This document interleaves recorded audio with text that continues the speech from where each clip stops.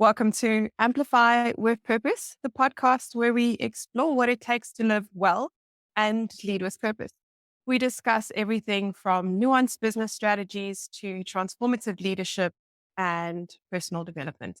In every episode, you'll find heartfelt discussions and practical tips designed to help you live your best life. My mission is to help you live with purpose and amplify your impact. As always, there will be lots of conversations. Sometimes it will give you some personal experience, sometimes a little bit of inspiration, but you will always walk away with practical tips. Today will be no different. And I have the absolute pleasure of welcoming back one of my favorite guests, Dr. Janine Do Cabo. Dr. Janine is the managing director of the JDC group of companies and also the author of Intentional and It Is Finished. Dr. Janine, thank you for joining us. Hi, Odette. Love it here and very excited to add value today. So, today we are going to talk about the topic of change. Now, did you know that businesses that embrace change and invest in continuous innovation are 2.7 times more likely to outperform their peers in revenue growth? Now, I'm sure you're saying, well, that's a very specific number.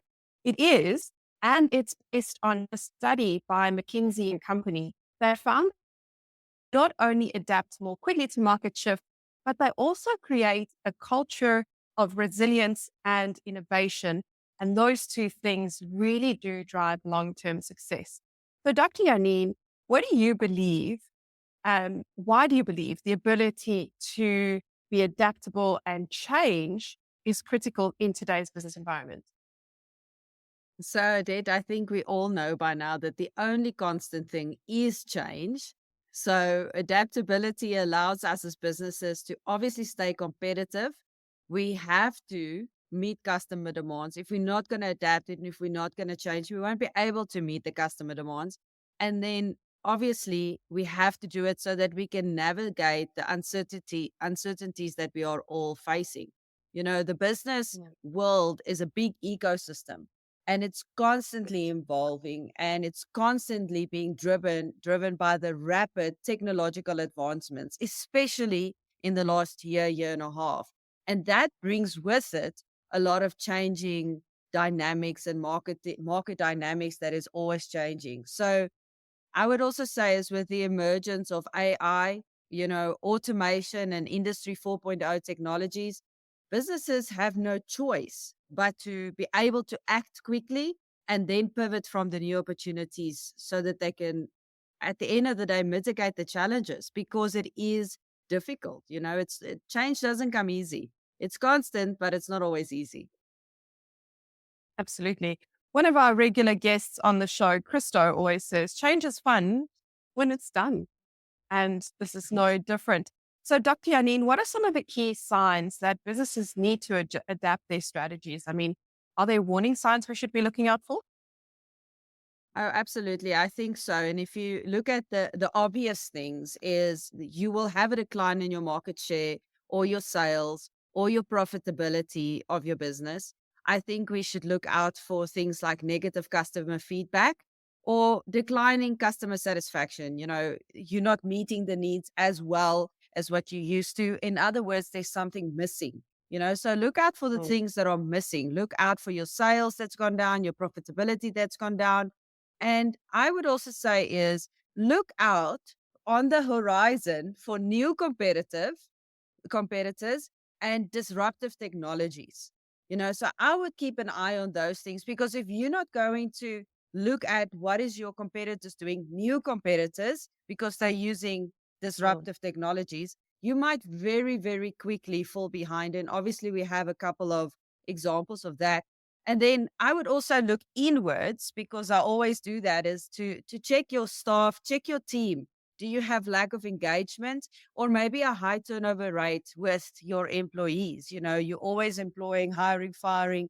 That's not always a great thing. That would be a sign for me as well. But I want to actually turn the question around. I mean, you are the leader in the customer experience industry. So, what would you say is some of the businesses and things that would be key for them? Is like, okay, I need to make a change. Well, definitely the warning signs that you mentioned. But I think one of the quickest ways to know that there's a change necessary is if there's just lots of noise in the system. So I always say business needs to be boring. It sucks because people like me and you, we like exciting things and we like the next big thing. But the truth is, a good business is a stable business, and a stable business is a boring business where you just know things are happening and everything sticks over and it happens as expected. The minute things don't happen as expected, there's noise in the system. Your customers are complaining, your team is leaving, they're grumbling, or they silently quit, which is also another big issue that we need to be aware of. And as soon as you become aware of these signs, you should be looking at what needs to change. I wouldn't wait too long.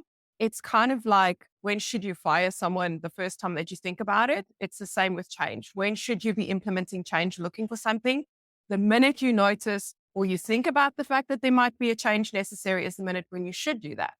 Um, the problem is, if you wait too long, it becomes too difficult to change things. If you think about the big businesses, many of the massive corporates, the big banks, can't change now, or when they do, the change effect only happens 10 years from now because they're so big and they've waited so long. And that's why agility, which Christo spoke about yesterday, is so important. We've got to be able to think on our feet. We have to be nimble.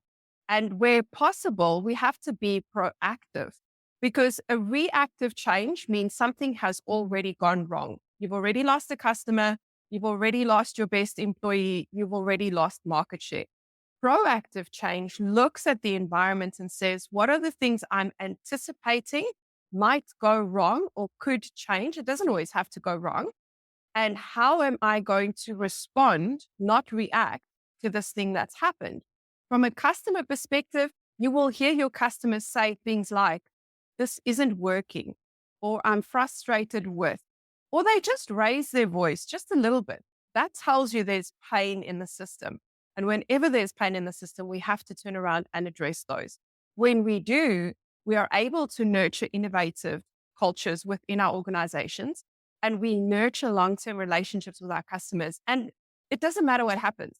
AI could come tomorrow and take over the world. We could have iRobot walking around. But if you've got a customer that advocates for you, that's your brand evangelist, that customer will stay with you because you've listened to them and because you've built a meaningful, deep connection with them. That's when you maintain competitive advantage. That's when you're the obvious choice. And then it doesn't matter that there's new AI or new technologies because your customers be lenient towards you. So rather than seeing change as a threat, I think change is something we should see as an opportunity. And it's something that you need to be scanning out for all the time. I love creating systems, but you can't really create a system around this. You need to keep your eyes open and your ears to the ground. So, I Dr. love J, that. what are some of the, sorry, yes. No, I just wanted to say, I love what you say because with the technology that we've got today, one thing I always teach is to create a predictable sales system. And with the systems and with the technology we've got now more than ever, we are able to create things like that will help us to stay in front, to stay in top of our mind of our customers, but also ahead of the competition. So with predictable sales systems, with good customer service and innovative ideas going around within the company, I mean, we can just take that opportunity, like you say, and make the most of it. There is good in change. I mean, for me now, if things are not changing, I get worried. I need that change. Yes. We become change junkies. Yeah. Yeah. It's true. Dr. J, can you think of organizations that have successfully maintained adaptability to change and has proven to thrive as a result? I think if yeah, let's speak about Netflix as an example. I would say that's the one that most of us will know. If you think about Netflix, they were originally a DVD rental service, and they recognized that potential or that opportunity that we just spoke about of streaming technology. Therefore, what they did is they shifted their business model to focus on online streaming instead of just the rental service.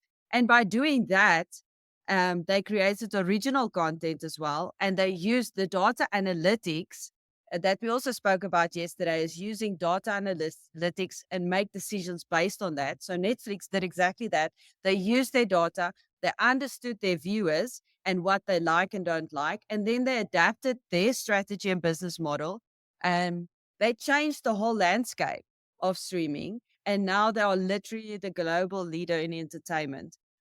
We spoke yesterday about disrupting as well, and they literally disrupted the traditional cable and broadcast television industry.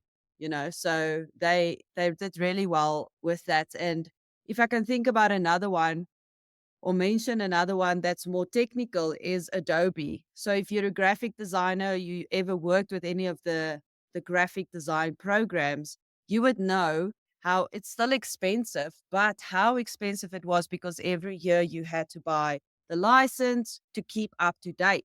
So then what they did is they changed from software licenses to subscription based models, which in our case works really well because now you pay a monthly fee, but the advantage to that is that you always have the newest features, newest updates, and it obviously reduces piracy from their side. But from our side, we always up to date. We've always got the newest technology. And now what I like is you can see most of these companies are adapting to change and they're making AI part of the project.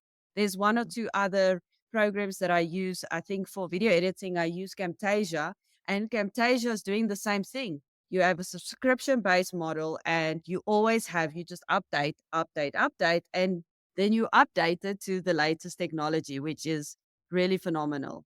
And, change has brought us there. Absolutely. And I think the important thing that you've mentioned that each one of these companies exhibit is thinking about the customer experience. Now, I know people might get a little bit sick of me saying that, but the reality is you mentioned that the experience you had when Adobe had licenses was a clunky one. It was an expensive one. It was a rough one because you always had to wonder, am I getting the right stuff? If your license renewed later in the year and they released the newest tech in the beginning of the year, you wait until the renewal of the new. And they've thought about what does that experience feel like for customers. And instead of saying, well, it just is what it is, they've chosen to take on a different approach, which creates two things. It creates an excellent experience for you as the user, but it also creates business stability for them because subscription models means continuous revenue streams. Now, if you're in business, if you've been in business for any amount of time, you'll know that cash flow is one of the biggest issues that every single business will face at some point. Not so when you have a subscription based model because monthly recurring revenue comes in. There is stability in that. Yes, people could leave and they could cancel, but you've got stability. There's some predictability, which again brings us to a boring business is a great business. Um, Dr. Janine, how can businesses balance the need for stability and the need for adaptability? Well, I would say the first thing that we need to do is we need to build strong management systems. Because when we build strong management systems, it will ensure that we have operational efficiency. The first book that comes to mind is Good to Great. And it teaches us a lot about this, that if we build strong management systems, it will ensure operational efficiency.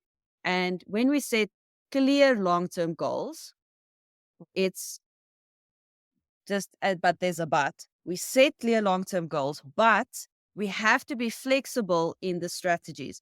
Something that Krista also said that I can, and he said it for many years, is the goal shouldn't change, just maybe the way you get there. Or the Yeah. goal shouldn't change, just maybe the time frame that you had in mind from the beginning is probably going to change. So setting clear goals will help us, but we have to be flexible in the strategies. And then we have to maintain our core values and principles. No matter what change comes, there are still things that have to remain constant and have to remain the same. And if we maintain our core values and our principles, that will be the guide for Mm. decision making during change. So core values and principle have to remain the same because that would be our decision making mechanism we're going to use. Yes, set those clear long-term goals, but be flexible with your strategies because that will change, and then build a strong management system so that you can have operational efficiency, or like you are saying, a boring business. That's what the point is of a strong management system. Absolutely. And it also creates, so when we have strong management systems, we create a safe space for our employees to operate in. So they know what the parameters are, they know what the guidelines are, and they give customers peace of mind that this business isn't going anywhere. This business is staying. And if you are providing a certain type of value, that value will continue to be delivered. It doesn't matter what happens. So, Dr. Janine, we've spoken a little bit about technology and about apps and stuff, but what role does technology play in helping businesses stay adaptable? I think, will the answer major be enough? Because major is the answer. We have to provide real time data and analytics so that we can make informed decisions. If I just think about social media, if I think about marketing, which is one of the things I love, is you have to use your data and your analytics to make informed decisions based on the needs of your customer, not on the business needs, the needs of the customer and what they are demanding from you. Um, I think automation, I keep saying this, automation and community is the future. And when we automate our routine tasks through technology, it will free up human resources for strategic thinking. So when the mundane tasks get taken over by automation, then it frees up resources for us business owners and the employees to become creative in their thinking, to become strategic in their thinking, and then make use of the technology that we have. One thing we've already seen a lot, Odette, is the communication and collaboration that is changing through digital platforms. It was seen as unprofessional to speak over WhatsApp, I would say a couple of years ago, a year or so ago. But now most communication has changed over to WhatsApp, DMs, and on digital platforms. It's not seen as unprofessional. It's just enhancing the communication and collaboration. And that's also because of technology. Mm. And one thing that we strive for and we work with a lot is remote working, because technology now allows us to set up remote working stations, to have flexible working environments. And that, again, being an entrepreneur, that brings creativity, and that's going to help us to help us with creativity. And then maybe I can just mention a last one is, with the technology, it will support continuous innovation, because we must always get better. So continuous innovation through the advancements in technology like AI and IoT, or what we call Internet of Things. Technology helps for all those things. Absolutely. I think one of the important points that we need to understand is it's not automation for the sake of it. And it's not so much about um, what was frowned upon back then versus now. I think the important shift that's taken place is that businesses are meeting the customers where they're at. And that will continue to shift. The customer experience is predicted and determined by you, but also companies like Disney, Amazon, Ding Dong. I mean, we all love Amazon because it's click, click, ding dong, especially here in Australia. But the reality is, all of our customers are seeing our services and our businesses through the lens of what other businesses are doing. Now, I don't mean to say that you have to look at what your competitors are doing and then try and replicate them, but you do have to understand how that impacts them and how that filters their expectations. Because when you are running a business that uses automation, that uses data to predict your customers' requirements or desires, then you are able to say, well, if we are selling this product, this is the need that we fill. When we understand the need that we fill or the role that we play, we are able to innovate and deliver something that they didn't even know they needed, but they will need, because you've looked at them and understood them and said, now that I understand who you are and what you do, this is how I'm going to innovate this product or the service. And sometimes it's creating something completely new, which is very rare. Most of the time, it's taking something and going, actually, this was clunky, this didn't work. And you are now going to 5 people. Let me bring it all together and make the process easy for you. And I honestly believe when us as business owners decide to make our customers' lives easier, innovation, all of those things flow. But you can't Yeah, do that if you don't automate the clunky, boring kind of things. that's true. So, Odette, and also from a business point of view, how would you say that businesses can now measure their adaptability and the impact on their performance? I love measurement. For those of you who are unsure, I love measuring things because numbers don't lie. People do, but numbers don't lie. And I know that sounds super harsh, but the reality is we need to look at our numbers. And for those business owners who are afraid of looking at their numbers or don't understand their numbers, start with your accounting, find a really good accountant, make sure that your accountant explains your numbers to you. Don't just send it off and go, it's your problem. Please fix it. Submit my taxes. Make sure that you understand your numbers. When you understand your numbers, you also have to listen to your employees and your customers. So, customer feedback, employee feedback is so important. You have to ask the question and be open to hear what they have to say. Now, if you've asked for feedback, you have to do something with that feedback. If you don't do anything with the feedback, your customers won't tell you again. Also, don't be flippant about it because when someone gives you feedback that might be a little bit negative or might not feel too good to receive because you're doing something wrong, it's gold. It's people telling you that they care enough about your business to tell you what's not working.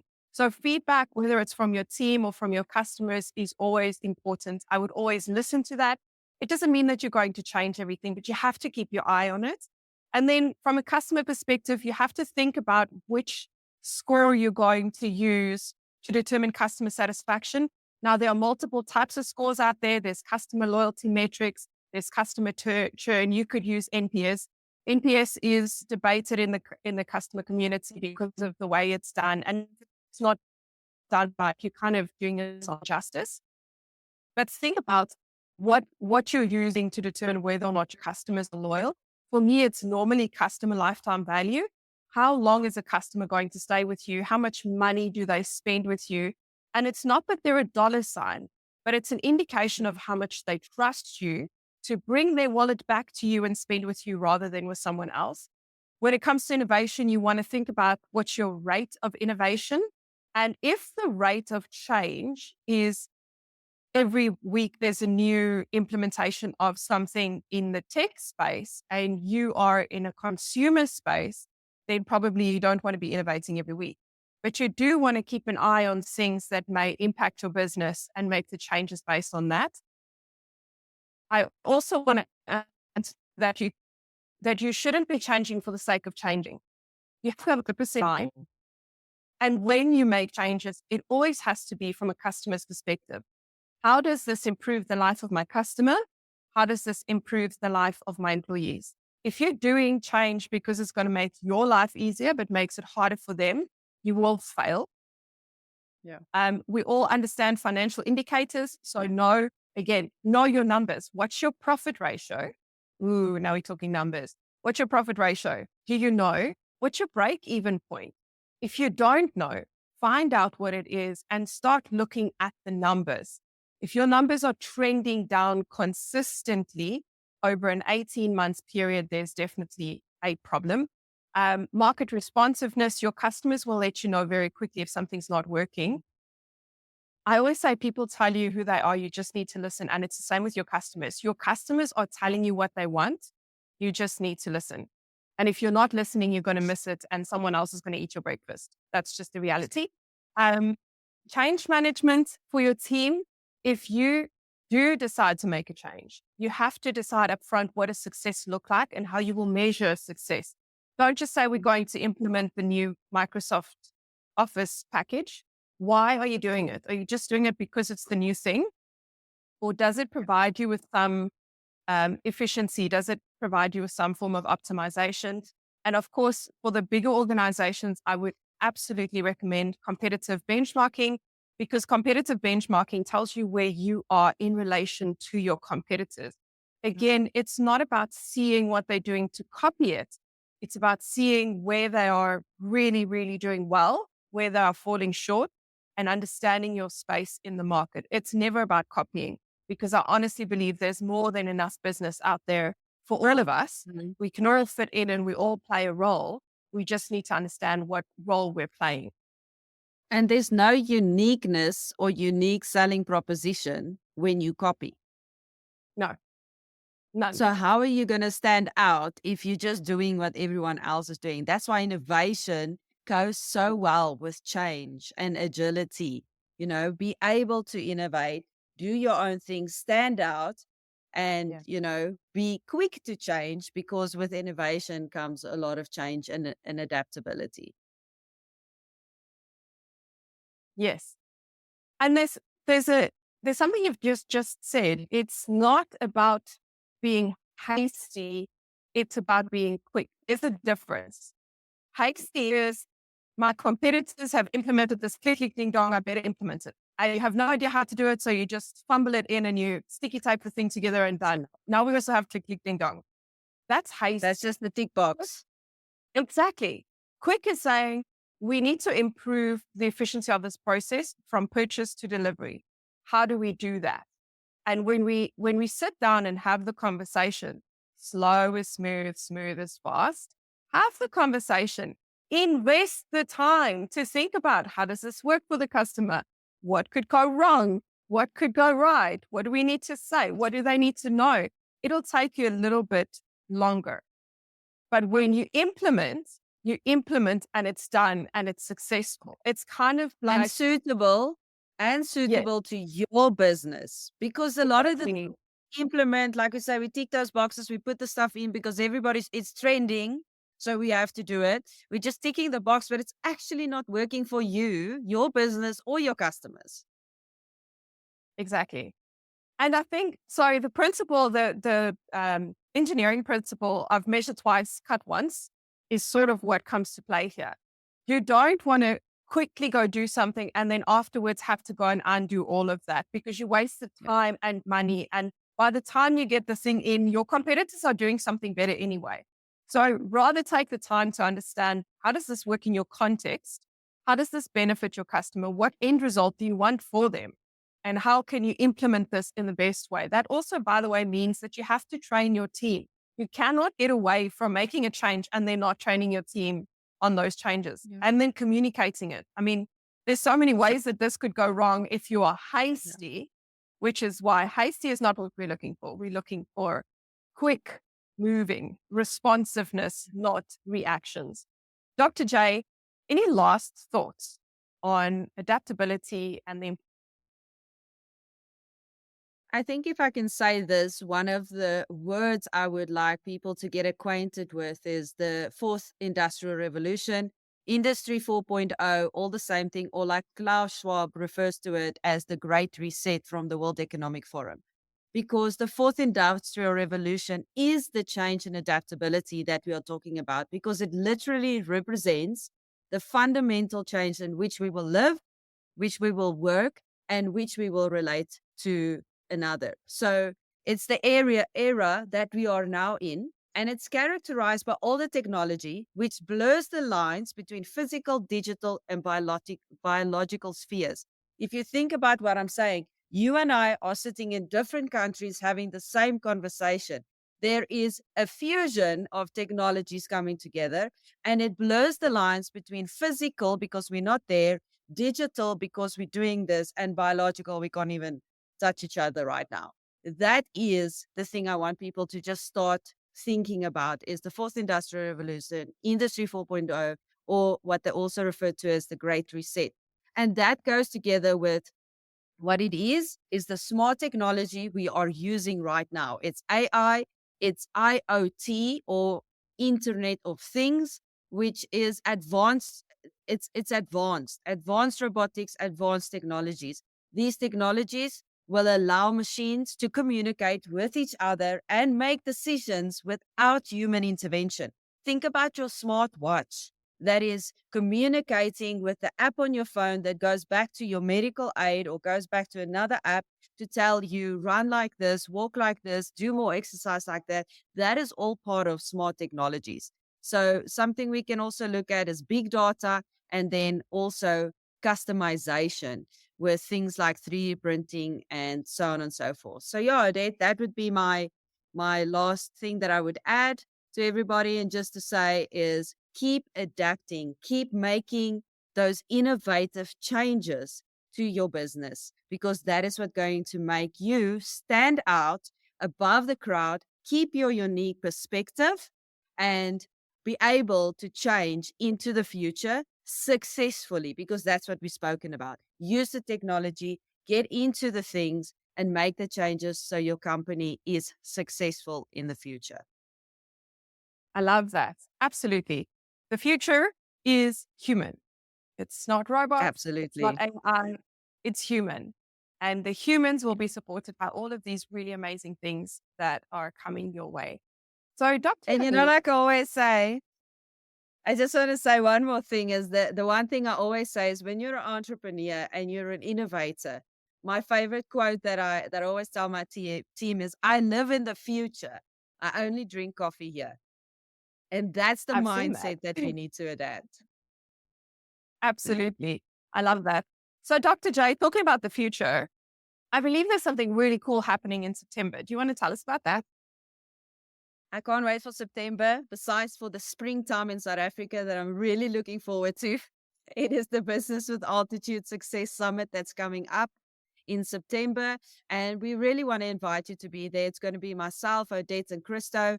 And we're going to have 3 days of a fully packed program in order to help you how to adapt, how to get through the disruptions that we are facing today. Speak about AI, speak about the Industry 4.0, speak about the things of the future, new technologies, and how you can take that and leverage that for your company. So yeah, the future is human, Odette, and I would love to really invite everybody, come get your tickets, be part of the summit, so that you can also thrive and innovate and live in the future and drink coffee here. Absolutely. So, if you're wondering how to access the summit, we've got a link in the comment section. Click on the link, get your tickets. We have a webinar, free webinar coming up on the 19th of August, which you are welcome to join. It would be amazing to have you there. And we talk a little bit about, well, you'll have to be there to find out what we talk about. And then there's the summit. So we'd love to have you. Thank you so much for joining us. Thank you for all your comments. We had lots of fun talking about this very interesting topic that is undoubtedly top of mind and will be for the foreseeable future. Until next time, take care. Bye for now.